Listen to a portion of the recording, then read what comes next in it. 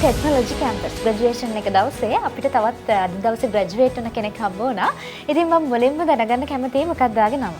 මම විමර්ශ Pathiraja accounting and finance department එකේ. ඔව්. එතකොට business management faculty එකේ මේ වගේ ඩිග්‍රී එකක් තෝරගන්නවට විශේෂ හේතුවක් තිබුණාද? මුලින්ම අපිට ස්කෝලර්ෂිප් ස්කීම් එකෙන් තමයි අපි ආවේ.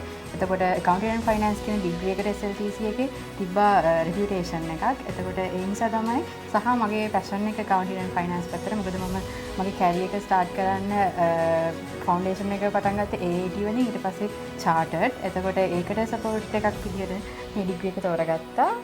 මම හිතනවා ඒක සක්සස්ෆුල් වුණා කියලා.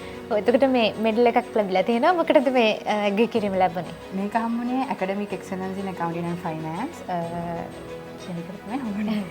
එතකොට දැන් අද මේ වගේ ජයග්‍රහණ ගන්න එතකොට ග්‍රැජුවේට් කෙනෙක් වෙන්න ඔයා පසුපස ගොඩක් දෙනෙක් ඉන්නේ නැති. ඉතින් ඒ අතරේ ඔයාගේ ඩිපාර්ට්මන්ට් එකකින් ඔයාලට ලොකු සහයෝගයක් ලැබෙන්නේ නැති. ගැන මතක් කළොත්? ඔව් අනිවාර්යයෙන්ම කියන්න ඕනේ. ඒ කියන්නේ අපි මුලදී තිබ්බේ කොමන් විදියට ඊට පස්සේ අපි ස්පෙෂලායිස් වුණා. එතනදී අපේ ඩිපාර්ට්මන්ට් එකෙන් අපේ third year ඉඳන් අපිට ඉන්ඩස්ට්‍රි එක්ස්පෝෂර් කියන මොඩියුල් එක පටන් ගත්තා. එතනින් අපිට ගොඩක් එක්ස්පෝෂර් එකක් හම්බුණා.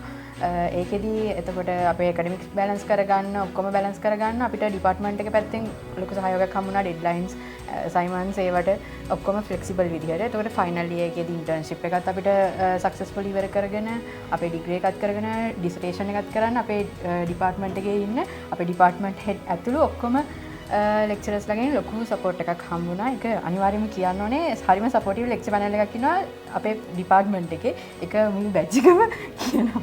ඔව්. ඉතින් අද දවසින් පස්සේ ඔයාගේ ජීවිතේ ගොඩක් සාර්ථක වෙයි. Wish you all the very best. Thank you. Thank you.